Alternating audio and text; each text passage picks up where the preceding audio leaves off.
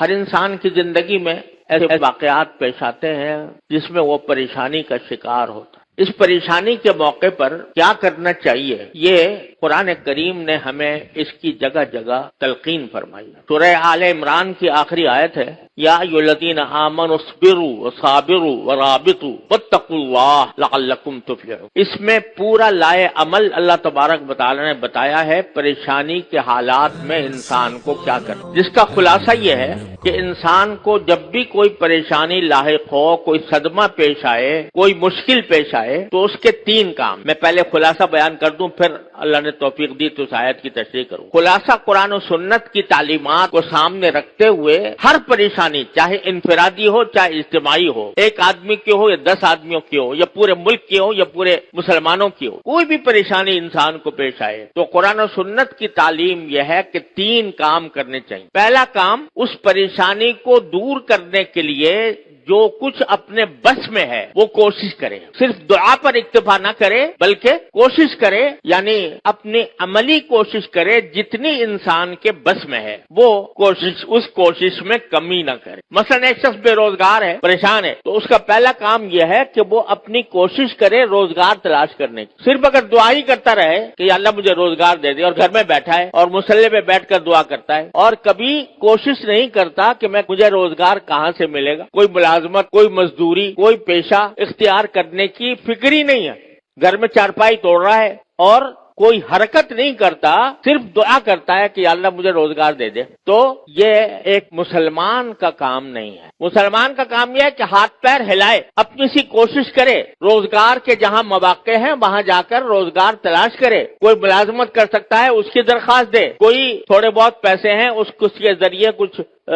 روزگار بنا سکتا ہے اس کی کوشش کرے، پھر اللہ سے دعا کرے۔ تو پہلا کام جو ہے وہ اپنی سی کوشش کر لینا، ہر کام میں، ہر معاملے میں۔ ایک شخص بیمار ہے، بیماری کے اندر پریشان ہے بیماری کی وجہ سے، تو اس کا کام یہ نہیں ہے کہ بس بیمار ہے تو بیمار پڑا رہے اور صرف دعا پر اکتفا کرے، بلکہ سنت یہ ہے نبی کریم صلی اللہ علیہ وسلم کی کہ کسی علاج کی فکر کرے، اپنی سی کوشش جو بیماری کو دور کرنے کی ہو سکتی ہے وہ کرے اور پھر دعا کرے، اللہ تعالیٰ کی طرف رجوع کرے۔ بھروسہ اس کوشش پر نہیں، بھروسہ اللہ تعالیٰ کے قدرت پر، اس کی رحمت پر۔ اپنی کوشش اس لیے ہے کہ میرے اللہ نے مجھے حکم دیا ہے، میرے اللہ نے یہ کہا ہے کہ ہاتھ پاؤں باندھ کر نہ بیٹھو، کوئی کوشش کرو، کوئی قدم بڑھاؤ، اور اس قدم بڑھا کر پھر اللہ پر بھروسہ کرو، پھر اللہ سے دعا کرو۔ اجملوا فی الطلب وتوکلوا علیہ، اپنی سی جتنی کوشش تمہارے بس میں ہے وہ کر گزرو اور اس کے بعد اللہ تبارک و تعالیٰ پر بھروسہ کرو، اس سے مانگو کہ یا اللہ میرے بس میں تو اتنا کام تھا کہ میں یہ ہاتھ پاؤں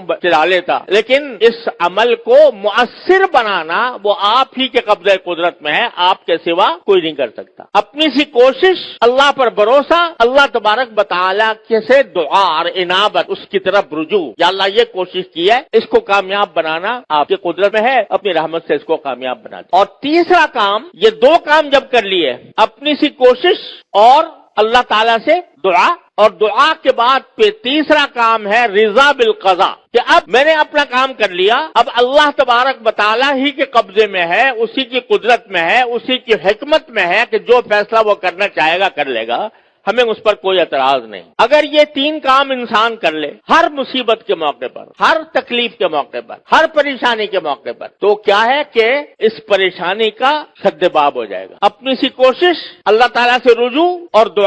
دعا بھی اہتمام کے ساتھ، اور پھر کہتے یا اللہ میرے بس میں اتنا ہی تھا، میں نے کر لیا، اب اس کو انجام تک پہنچانا وہ آپ کا کام ہے، آپ جو فیصلہ کریں گے اسی پر میں راضی ہوں۔ اگر میں بے روزگار ہوں اور روزگار کے لیے میں نے کہیں پر کوشش کی ہے، کوئی ملازمت کی درخواست دی ہے، ایک دو جگہ میں نے چلا پھرا ہوں، اور اس کے بعد اللہ تعالیٰ سے دعا کر لی کہ اللہ مجھے روزگار عطا فرما دیجئے، اب آدمی کو یہ مطمئن ہونا چاہیے کہ میں نے جو اپنے کرنے کا کام تھا وہ کر لیا، اب اللہ تعالیٰ جو فیصلہ کریں گے وہی بہتر ہوگا۔ روزگار مل جائے گا، اللہ کا شکر ہے، نہیں ملے گا، جب تک نہیں ملے گا صبر کروں گا، اللہ سے کوئی شکوہ نہیں کروں گا، اللہ سے کوئی شکایت نہیں کروں گا، گلہ نہیں کروں گا۔ تو یہ تین کام ہیں جو ہر پریشانی کے بعد